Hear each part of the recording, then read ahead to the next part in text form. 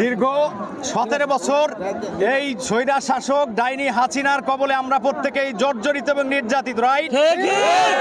সেই ক্ষেত্রে দীর্ঘ 17 বছর যাবৎ এই ইন্ডিয়ার তাবেদারি সরকার আমাদেরকে নির্যাতিত নিষ্পেষিত করে রেখেছে বন্দীভাবে।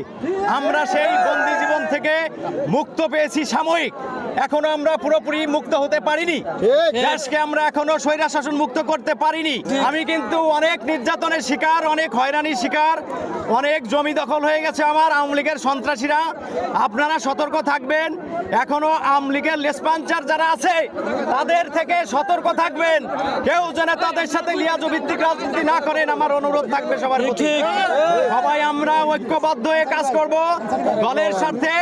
আমাদের নেতা তারেক রহমান, দেশনেত্রী খালেদা জিয়া, তারেক জিয়া এবং আমাদের স্থানীয় যারা আছেন নেতৃবৃন্দ, সবাইকে আমি শ্রদ্ধা জানাই। ইনশাল্লাহ আমি সবার পাশে আছি, আপনাদের সবার পাশে থাকব। আমি কোনো নির্বাচন করব না, কিন্তু রাজনীতি আর নির্বাচন এক নয়, আপনারা চিন্তা করবেন না, কেউ প্রতিদ্বন্দ্বী মনে করবেন না। আমি সবারই আপন, সবারই ভাই, কারো ভাতিজা, কারো চাচা, সবার জন্য আমি কাজ করব, দলের জন্য কাজ করব, সবার জন্য কাজ করব। আমি কারো প্রতিদ্বন্দ্বী হইতে চাই না, হব না, এটা আপনারা নিশ্চিত থাকেন।